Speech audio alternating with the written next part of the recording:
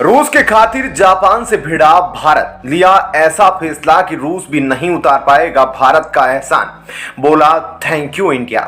भारत के सामने जापान और रूस को चुनने का उठा सवाल, जापान अपनी जिद पर अड़ा, भारत के ऐलान से रूस हुआ हैरान। 123 देश भारत पर हुए हावी, पुतिन की गिरफ्तारी का वारंट जारी। क्या पुतिन को गिरफ्तार करना भारत की बन गई मजबूरी?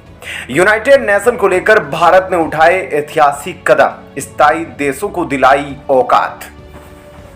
दोस्तों, भारत पर अमेरिका समेत कई पश्चिमी और यूरोपीय देश दबाव बना रहे हैं कि भारत रूस को लेकर कुछ बोले, लेकिन भारत ने अभी तक अपनी दोस्ती निभाई और एक शब्द भी बोलने को तैयार नहीं हुआ। भारत की इस दोस्ती को देखकर रूस भी खुश हुआ और उसने पश्चिमी और यूरोपीय देशों को तगड़ा जवाब दिया और भारत की निष्पक्षता का जमकर समर्थन किया। G20 सम्मेलन के तहत यूरोपीय देशों ने भारत को चारों तरफ से दबाव लगाया, धमकाने की कोशिश की, लेकिन भारत ना तो किसी देश के द्वारा रूस के खिलाफ एक शब्द सुनने को तैयार हुआ और ना ही व्लादिमीर पुतिन का भारत ने G20 के दौरान जिक्र किया। G20 की बैठक तो बिना किसी नतीजे के खत्म हो गई, लेकिन पश्चिमी और यूरोपीय देश रूस और यूक्रेन मुद्दे पर चर्चा करना चाहते थे, पर भारत केवल G20 के विषय पर बात करने को तैयार था। उधर जापान G20 का सदस्य देश है और अमेरिका यूरोपीय देशों का सच्चा दोस्त माना जाता है। तो अब वही जापान पुतिन को गिरफ्तार करने पर जमकर भारत पर दबाव लगा रहा है। अब जापान ने भारत को लेकर इतनी बड़ी बात कह दी है कि भारत का भी सर चकरा गया है। दरअसल जापान रूस के द्वारा यूक्रेन पर किए गए हमले की वजह से रूस के खिलाफ हो गया है। तो अब सवाल यह है कि क्या भारत भी दबाव में आ सकता है, क्योंकि जापान ने तो यहां तक कहा है कि भारत को रूस और जापान में से किसी एक को चुनना होगा। दरअसल ICC यानी कि इंटरनेशनल क्रिमिनल कोर्ट के द्वारा राष्ट्रपति पुतिन को रूस और यूक्रेन युद्ध के दौरान 10,000 से ज्यादा बच्चों के अपहरण का दोषी पाया गया है। इसी के चलते ICC ने जल्द से जल्द राष्ट्रपति पुतिन की गिरफ्तारी की मांग की है। वहीं दुनिया के लगभग 123 देश पुतिन की गिरफ्तारी को लेकर तैयारी शुरू कर चुके हैं। अब ऐसे में सबसे बड़ा सवाल भारत के सामने खड़ा हो गया, क्योंकि अब से कुछ महीने बाद पुतिन भारत के दौरे पर आने वाले हैं। आधिकारिक ऐलान भी किया जा चुके हैं। तो अब भारत क्या करेगा? क्या जापान की दोस्ती की खातिर रूस से रिश्ते तोड़ देगा या फिर रूस की खातिर जापान को छोड़ देगा? भारत की ओर से क्या कुछ कहा गया है, आइए विस्तार से जानते हैं।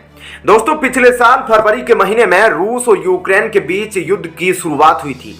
रूस यूक्रेन को नाटो में ना शामिल होने की हिदायत दे रहा था और यूक्रेन नाटो संगठन का हिस्सा बनने की जिद पर अड़ा था, जिसका नतीजा यह रहा कि रूस ने यूक्रेन पर हमले की शुरुआत कर दी। नाटो संगठन के द्वारा यूक्रेन को खुले स्तर पर कोई सहायता नहीं दी गई, लेकिन हथियारों की सप्लाई बड़े स्तर पर की गई। नाटो संगठन के द्वारा हथियारों की सप्लाई को देखकर रूस और भी तेवर में आ गया और हमले बढ़ाते गया। इन हमलों के बीच यूक्रेन के अंदर बच्चों को प्रभावित होता देख पुतिन ने उनके सुरक्षा के लिए यूक्रेन से करीब 10,000 बच्चों को रूस ले आए, जिसके बाद एक टीवी डिबेट के जरिए पुतिन ने इस बात को एक्सेप्ट किया कि उन्होंने यूक्रेन के बच्चों को रूस में शरण दे रखी है। पुतिन तो इन बच्चों के साथ भलाई करना चाहते थे, लेकिन यही मुद्दा उठाकर अंतर्राष्ट्रीय क्रिमिनल कोर्ट ने पुतिन को दोषी बना दिया और पुतिन की गिरफ्तारी की मांग करने लगा। वैसे तो भारत अंतर्राष्ट्रीय क्रिमिनल कोर्ट का सदस्य देश नहीं है, इसलिए भारत इस फैसले को मानने पर बाध्य नहीं होगा।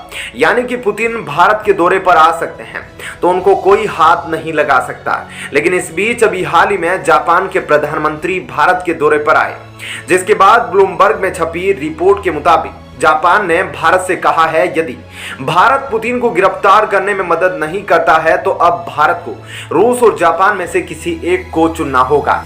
अब जापान की इस मांग के बाद भारत की क्या प्रतिक्रिया रहती है, इसे तो कोई नहीं जानता। क्या भारत और जापान के रिश्ते खत्म होने वाले हैं? क्योंकि भारत रूस से अपनी दोस्ती खत्म कर दे ऐसा तो बिल्कुल असंभव है।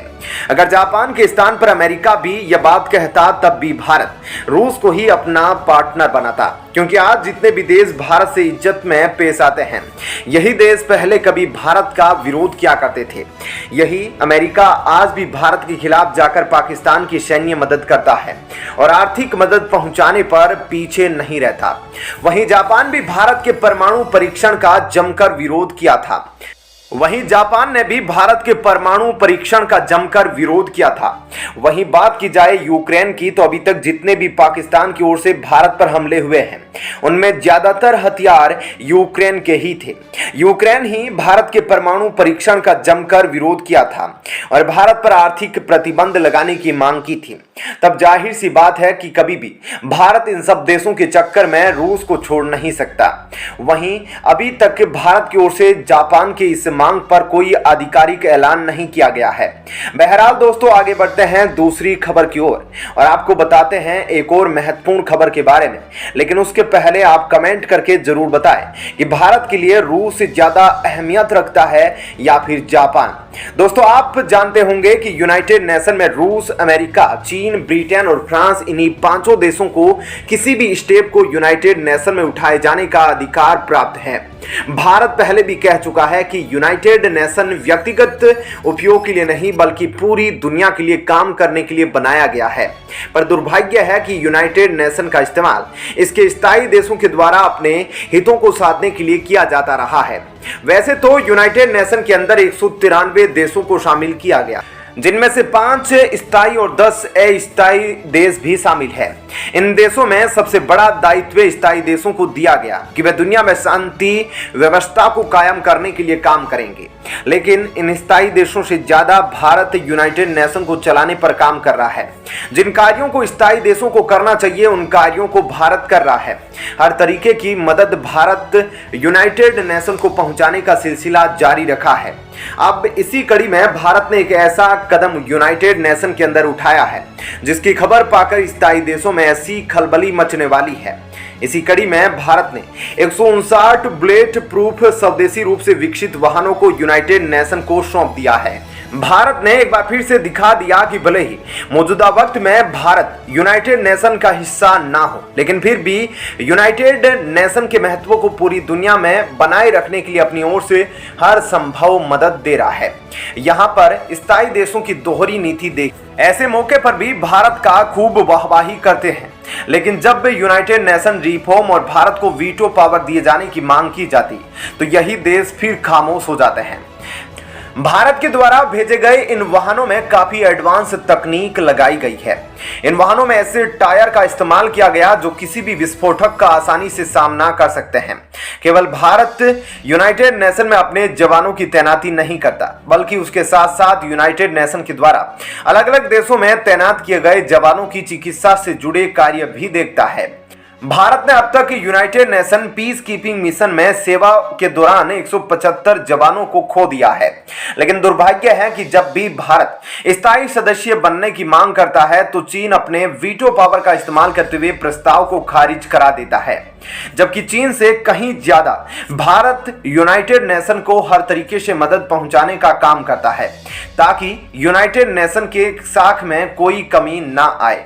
उधर भारत का यूनाइटेड नेशन में इतिहास बहुत लंबा है।